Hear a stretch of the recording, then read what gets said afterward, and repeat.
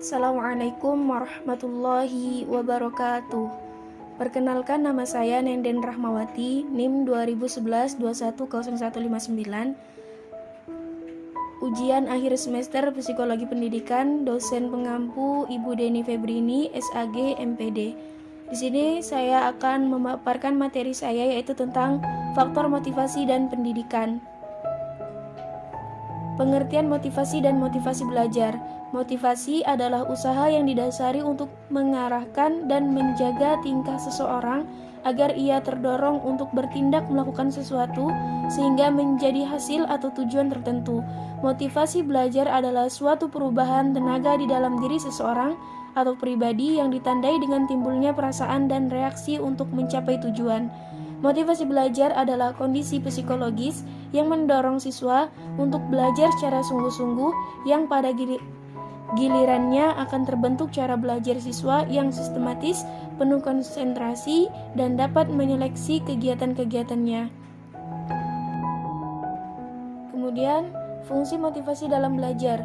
1. Mendorong manusia untuk berbuat, jadi sebagai penggerak atau motor yang melepaskan energi. Motivasi dalam hal ini merupakan motor penggerak dari setiap kegiatan yang akan dikerjakan. Yang kedua, menentukan arah perbuatan, yakni ke arah tujuan yang hendak dicapai. Dengan demikian, motivasi dapat memberikan arah dan kegiatan yang harus dikerjakan sesuai dengan rumusan tujuannya. Yang ketiga, menyeleksi perbuatan, yakni menentukan perbuatan apa yang harus dikerjakan yang serasi guna mencapai tujuan dengan menyisihkan perbuatan-perbuatan yang tidak bermanfaat bagi tujuan tersebut. Seseorang siswa yang akan menghadapi ujian dengan harapan dapat lulus tentu akan melakukan kegiatan belajar dan tidak akan menghabiskan waktunya untuk bermain kartu atau membaca komik sebab tidak serasi dengan tujuan. Yang ketiga, bentuk-bentuk motivasi. 1. Motivasi dilihat dari dasar pembentukannya. 1. Motivasi bawaan, yakni motivasi yang dibawa sejak lahir, jadi motivasi ini tanpa dipelajari. Yang kedua atau B, motivasi yang dipelajari, maksudnya motivasi yang timbul karena dipelajari. Yang kedua, motivasi jasmani dan rohani, yang termasuk motivasi jasmani seperti refleks, insting, otomatis, nafsu, sedangkan yang termasuk motivasi rohani yaitu kemampuan. Yang ketiga, motivasi intrinsik. Motivasi intrinsik yaitu motif-motif yang menjadi aktif atau berfungsi tidak perlu dirangsang dari luar, karena diri setiap individu sudah ada dorongan untuk melakukan sesuatu. Perlu diketahui bahwa siswa yang memiliki tujuan, orang yang terdidik, yang berpengetahuan, yang ahli dalam bidang studi tertentu. Yang keempat, motivasi ekstrinsik. Motivasi ekstrinsik yaitu motif yang aktif berfungsinya karena adanya perangsang dari luar. Kemudian ada unsur-unsur yang mempengaruhi motivasi belajar. 1. Tekun menghadapi tugas atau dapat bekerja terus-menerus dalam waktu yang lama, tidak pernah berhenti sebelum selesai. 2. Ulet menghadapi kesulitan atau tidak lekas putus asa, tidak memerlukan dorongan dari luar untuk berprestasi sebaik mungkin atau tidak cepat puas dengan prestasi yang telah dicapainya.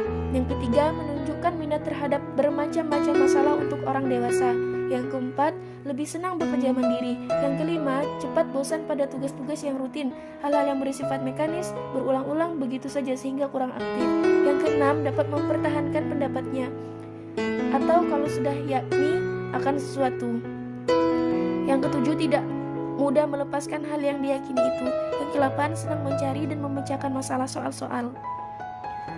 Faktor-faktor yang mempengaruhi motivasi belajar. 1. Cita-cita atau aspirasi siswa. Yang kedua, kemampuan siswa. Yang ketiga, kondisi siswa. Yang keempat, kondisi lingkungan siswa. Yang kelima, unsur-unsur dinamis dalam belajar dan pembelajaran. Dan yang keenam adalah upaya guru dalam membelajarkan siswa. Teori-teori motivasi dalam belajar. A. Teori kebutuhan, yang terbagi menjadi dua, yaitu yang terbagi menjadi tiga, yaitu kebutuhan pencapaian, kebutuhan kekuatan, dan kebutuhan hubungan. Yang B. Teori efektivitas diri. Yang C. Teori penguatan. Yang D. Teori keadilan. Dan yang ke E adalah teori harapan. Strategi motivasi belajar. 1. Membangkitkan minat belajar. Pengaitan pembelajaran dengan minat siswa adalah sangat penting karena tunjukkanlah bahwa pengetahuan yang dipelajari itu sangat bermanfaat bagi mereka. Yang kedua, mendorong rasa ingin tahu. Guru yang terampil akan mampu menggunakan cara untuk membangkitkan dan memelihara rasa ingin tahu siswa di dalam kegiatan pembelajaran. Yang ketiga, menggunakan variasi metode penyajian yang menarik. Motivasi untuk belajar sesuatu dapat ditingkatkan melalui penggunaan materi pembelajaran yang menarik dan juga penggunaan variasi metode penyajian. Yang keempat, membantu siswa dalam merumuskan tujuan belajar. Prinsip yang mendasar dari motivasi adalah anak akan belajar keras untuk mencapai tujuan apabila tujuan itu dirumuskan atau ditetapkan oleh dirinya sendiri dan bukan dirumuskan atau ditetapkan oleh orang lain. Cara agar siswa mempunyai motivasi belajar. 1. Menerima siswa apa adanya. Siswa adalah seseorang manusia yang masih muda dan perlu dibimbing guna menjadi manusia dewasa. Yang kedua, menciptakan rasa aman dan menyenangkan bagi siswa untuk mengeksplorasi serta mengapresiasikan seluruh potensinya. Yang ketiga, kenali seluruh potensi yang dimiliki siswa. Sejak awal, ajari siswa untuk menentukan pilihan dan mengambil keputusan bagi dirinya sendiri. Yang keempat, berkomunikasikanlah dengan siswa tentang apa yang ingin mereka wujudkan dan apa saja hambatannya. Mungkin sekian yang dapat saya sampaikan, kurang lebihnya saya mohon maaf. Saya akhiri. Wabillahi taufiq wal hidayah. Wassalamualaikum warahmatullahi wabarakatuh.